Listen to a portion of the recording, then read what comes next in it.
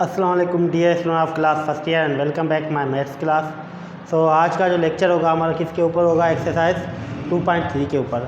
अब एक्सरसाइज 2.3 जो हमारी मुश्तमिल होती है किसके हिसाब से मुश्तमिल है, एक है हमारी क्या कि कोई भी कॉम्प्लेक्स नंबर होगा उसको डायग्राम के हिसाब से रिप्रेजेंट करना। अब डायग्राम के हिसाब से कैसे रिप्रेजेंट करना कि उसको फर्स्ट ऑफ ऑल क्या करेंगे, ऑर्डर पेयर के हिसाब से रिटर्न करेंगे। ऑर्डर पेयर के हिसाब से कैसे, जैसे कि यहाँ पे मैं कुछ प्रॉब्लम्स करवा रहा हूँ। जैसे कि पार्ट वन के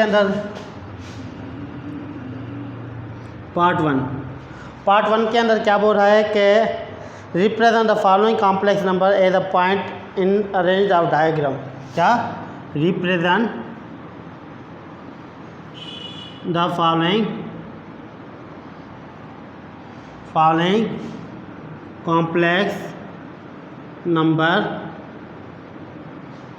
complex number as a point in the diagram के डायग्राम के हिसाब से इस पॉइंट को रिप्रेजेंट। जैसे कि नंबर वन के अंदर क्या दे रहा है कि 4 + 3 आयोटा, 4 + 3 आयोटा। और सेकंड नंबर के अंदर क्या दे रहा है हमारे पास कि -2 + आयोटा। उसके बाद 6 + 2 आयोटा। उसके बाद 4 नंबर के अंदर क्या दे रहा है कि -8 - 4 आयोटा। ये लेंदी हो जाएगा, जस्ट सपोजिशन के हिसाब से मैं ये 3 ही उठा रहा हूँ। तो अब ये जो है हमारे पास कॉम्प्लेक्स नंबर है। अब इस कॉम्प्लेक्स नंबर को अगर ऑर्डर पेयर के हिसाब से लिखें तो ऑर्डर पेयर में ये क्या होगा, 4, 3।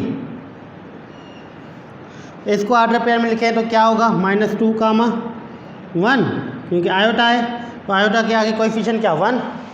तो इसको अगर कॉम्प्लेक्स नंबर के हिसाब से लिखें तो 6, 2। अब ऑर्डर पेयर, ये ऑर्डर पेयर जो मिल गया, ये क्या मिली हमारे पास, पॉइंट। ये भी क्या मिली, पॉइंट। ये भी क्या मिली, पॉइंट। अब ये जो पॉइंट है, इन पॉइंट को किसके हिसाब से लिखना है, ग्राफिकली।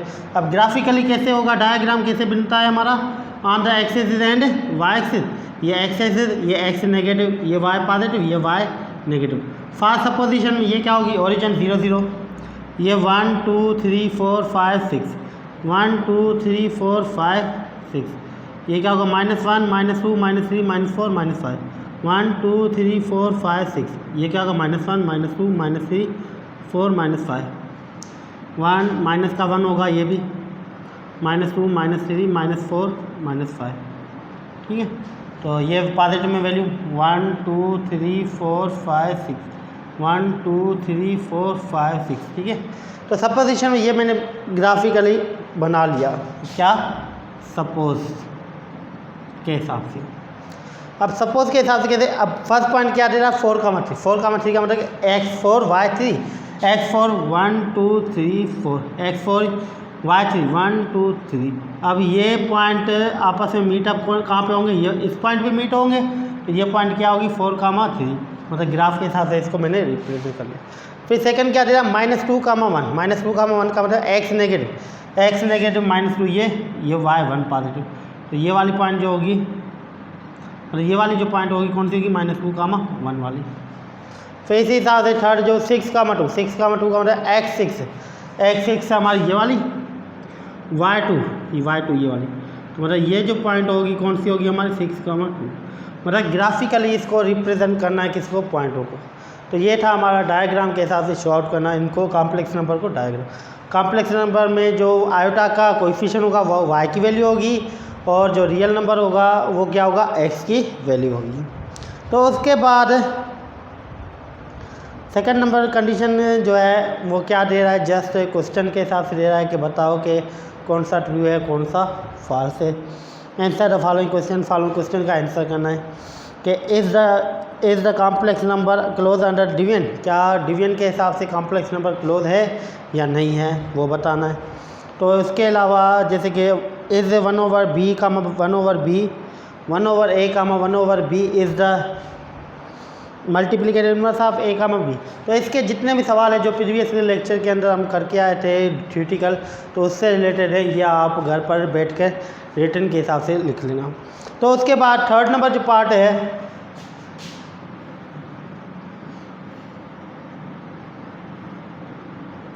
अब थर्ड पार्ट क्या दे रहा है कि फाइंड करो, क्या फाइंड करना है, find the real and imaginary part of the following.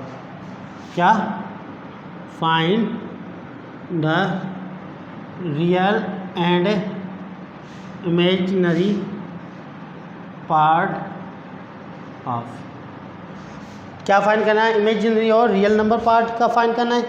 अब जैसे कि नंबर 1 कंडीशन के अंदर दे रहा है, कुछ प्रॉब्लम यहाँ पे सिंप्लीफाई करूँगा और कुछ आप घर पर ट्राई करना कि आयोटा मल्टीप्लाई बाय 3 + 2 आयोटा। अब इसको सिंप्लीफाई करने के बाद क्या करना पड़ेगा कि हमें मालूम है कि जिसके साथ आयोटा होगा वो क्या इमेजिनरी पार्ट होगा और बकाया क्या होगा, रियल होगा। तो पहले तो सिंप्लीफाई करो first of all solution. Iota multiply by 3 + 2 iota, तो इनसे multiply 3 iota plus 2 iota square. As iota square किसके बराबर? -1। तो ये क्या होगा? 3 आयोटा प्लस 2, ये -1, ये क्या होगा? -2 + 3 आयोटा। अब आयोटा किसके साथ? इसके साथ है, और रियल किसके साथ? इसके साथ है। तो ये क्या होगा? रियल पार्ट ये हो जाएगा, और ये क्या होगा हमारा? इमेजिनरी। ये क्या होगा? इमेजिनरी, और दूसरा क्या होगा हमारा? Real part. तो उसके अलावा जैसे कि प्रॉब्लम नंबर 3 दे रहा है,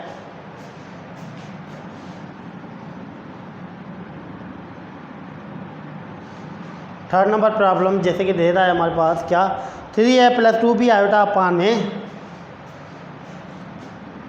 3a + 2b आयोटा अपान में a - b आयोटा। अब डिनोमिनेटर के नीचे क्या? आयोटा है, तो मतलब रेशनलाइज। तो सॉल्यूशन 3a + 2b आयोटा अपान में क्या होगा? a - b iota. अब डिनोमिनेटर आयोटा ख़त्म करो ना, तो आयोटा कैसे ख़त्म होगी? By rationalise. तो ये क्या होगा? 3a + 2b आयोटा अपान में क्या होगा? a - b iota. अब माइनस का है तो प्लस का मल्टीप्लाई में डिवाइड भी। अब 3a इन दोनों से मल्टीप्लाई तो क्या होगा? 3a² + 3ab iota. 2b iota इन दोनों से मल्टीप्लाई तो क्या होगा? 2ab iota plus 2b² iota square upon में डिफरेंस ऑफ 2 स्क्वायर, तो a² - b² iota square. As iota square किसके बराबर? -1। तो इसकी जगह पे -1 पुट करो, तो 3a² + 5ab आयोटा -2b² आ जाएगा, क्योंकि आयोटा स्क्वायर किसके बराबर? -1 -+ -2 अपान में क्या होगा? a² + b² हो जाएगा। क्यों b² हुआ? तो आयोटा स्क्वायर किसके बराबर? -1 - b²। तो सिंप्लीफाई करो अगेन, तो ये क्या होगा हमारे पास?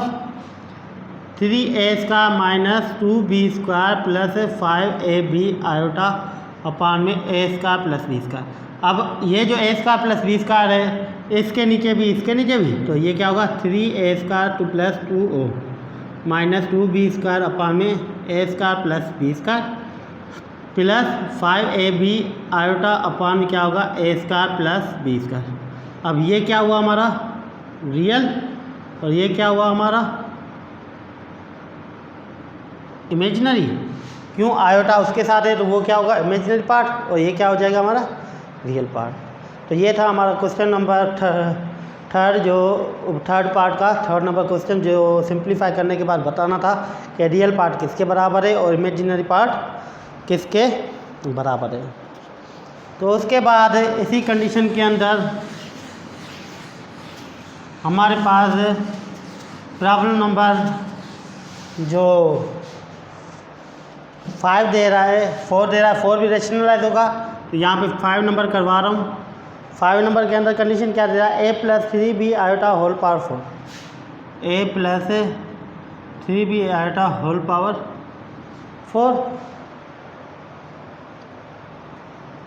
अब इसको सिंप्लीफाई करना है कि रियल कौन सा पार्ट है और इमेजिनरी कौन सा पार्ट है। तो solution a + 3b iota whole power 4। Clear?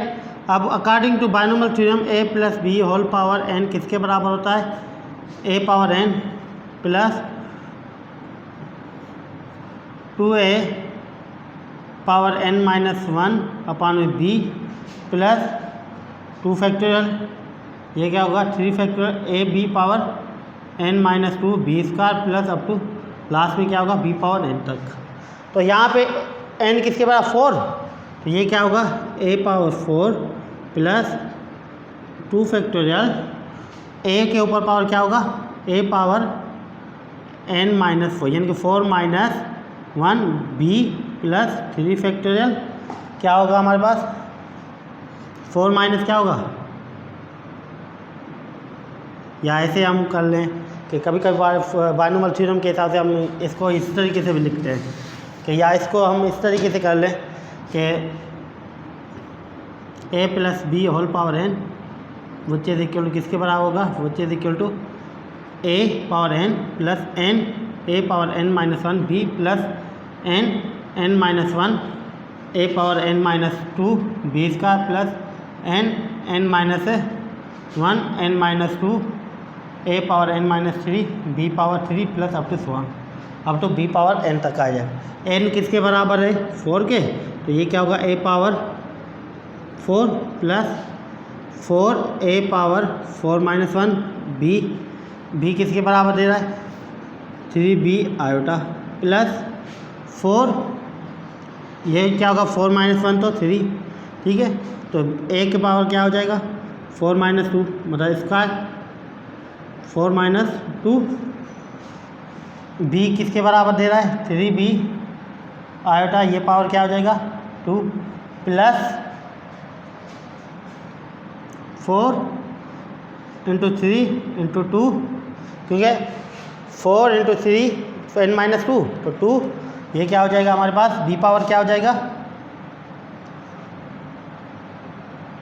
Plus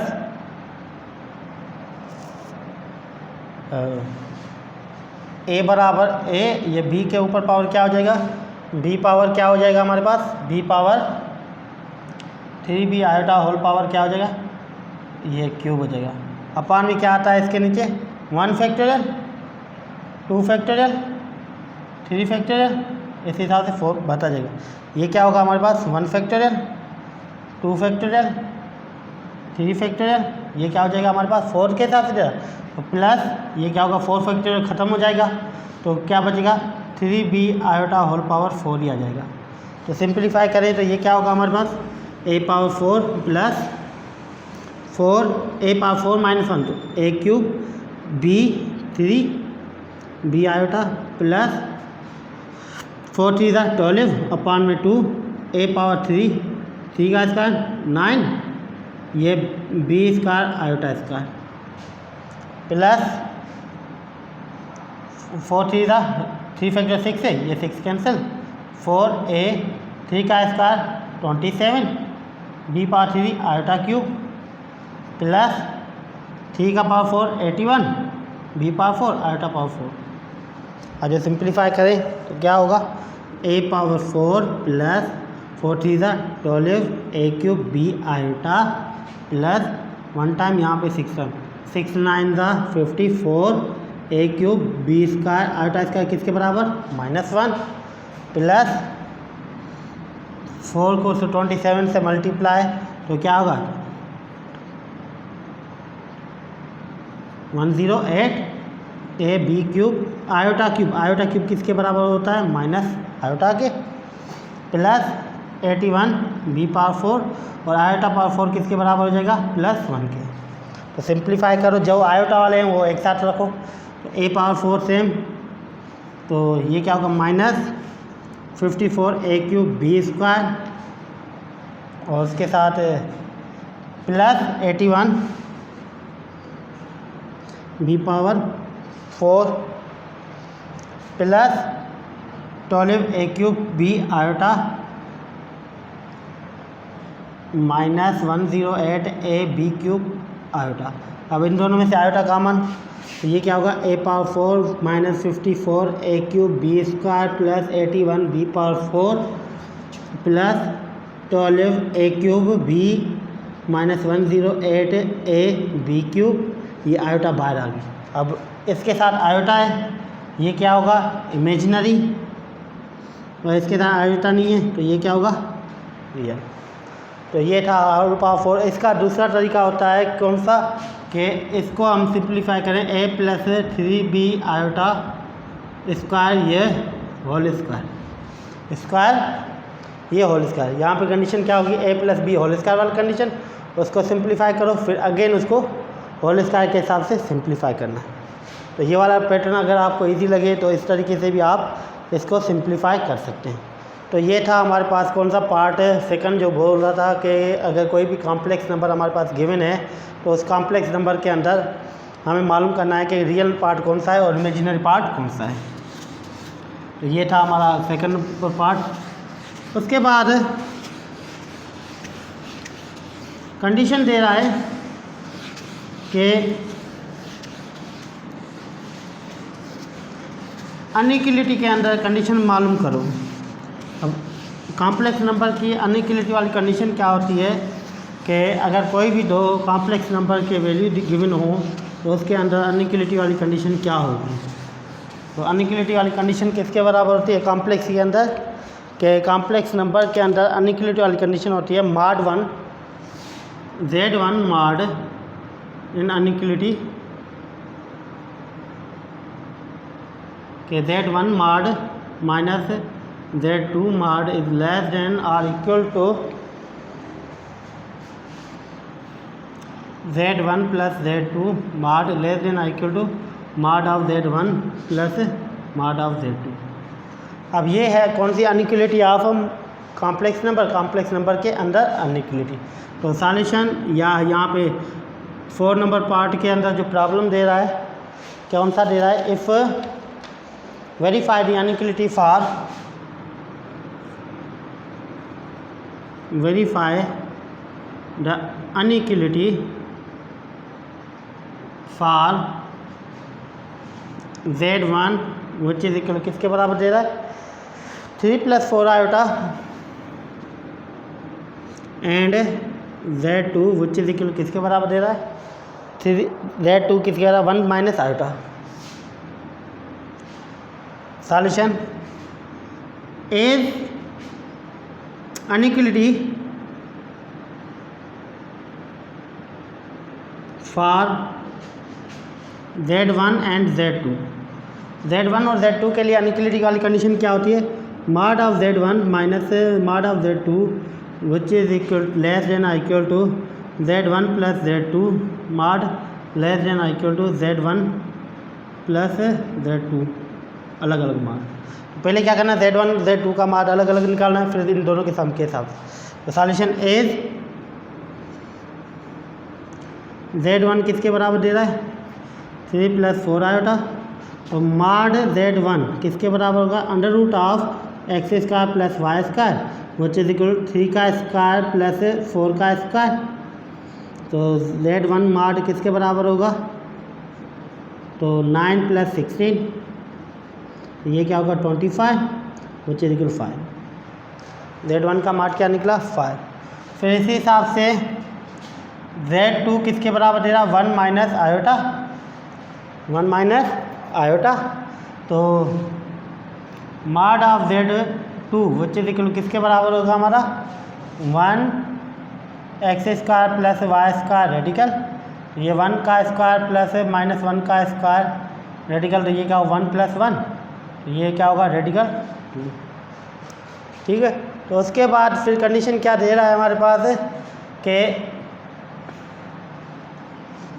z1 plus z2 which is equal to z1 किसके बराबर 3 +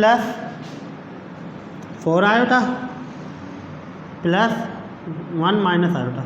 अगर सिंप्लीफाई करें z1 प्लस z2 किसके बराबर होगा 3 + 1 तो क्या होगा 4, 3 + 1 तो 4, 4 - 1 3 आयोटा।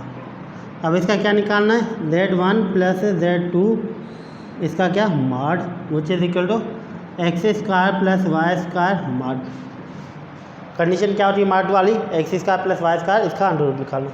तो इसका अंडर रूट निकालो तो क्या आएगा हमारे पास z1 plus z2 mod which is equal to 4 का स्क्वायर प्लस 3 का स्क्वायर अंडर रूट, ये क्या होगा 16 + 9 तो 25 तो Z1 प्लस Z2 माड किसके बराबर मिला हमारे पास 5 के। Z1 प्लस Z2 माड किसके बराबर मिला 5। अब यहाँ पे रेडिकल टू को अगर अंडर रूट निकालेंगे तो इसका अंडर रूट हमारा किसके बराबर होगा, वो चीज़ इक्वल टू 1.24 ऐसे आ जाओ निकालो तो 2.00 तो 1 टाइम 1 तो ये क्या होगा 2। अब 2 के साथ तो 5 का मल्टीप्लाई तो 1.4 समथिंग तो वो चीज़ इक्वल टू 1.4 आ जाएगा। तो 1.4 इसका अंडर रूट निकल गया। तो आज जो कंडीशन क्या थी, as Z1 minus Z2 less than equal to किसके बराबर होगा Z1 plus Z2 less than equal to Z1 plus Z2। क्यों? क्योंकि ये हमने किस हिसाब से की, ये की थी हमने अनइक्वलिटी के हिसाब से। अब वैल्यू पुट करो तो Z1 की वैल्यू क्या निकली हमारी 5 माइनस Z2 की वैल्यू क्या निकली 1.4 less than equal to Z1 plus Z2 का मार्क किसके बराबर निकला 5 less than equal to Z1 5 plus 1.4। आज सिंप्लीफाई करो तो 5 माइनस 1.4 तो ये क्या होगा हमारे पास 3.6 less than equal to 5 less than equal to 6.4। अब देखो यहाँ पे कंडीशन क्या दे रहा है, इसकी वैल्यू इससे क्या लेस है, इसकी वैल्यू इसकी से क्या लेस है, मतलब लेस वाली कंडीशन आ गई। ये क्या होगा अनइक्वलिटी फॉर कॉम्प्लेक्स नंबर के हिसाब से ये चीज़ क्या होगी हमारी अनइक्वलिटी हो जाएगी।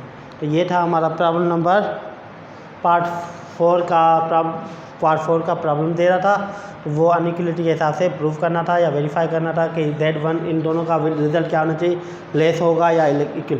लेकिन यहाँ पे कंडीशन क्या आ गई लेस वाली, यहाँ पे कंडीशन क्या आ गई लेस वाली। तो ये थी हमारी क्या अनइक्वलिटी के हिसाब से प्रॉब्लम। इंशाल्लाह नेक्स्ट लेक्चर के अंदर हम आगे चलेंगे। जो भी डिफ़िकल्टी हो आपको कमेंट बॉक्स के अंदर कमेंट कर दें।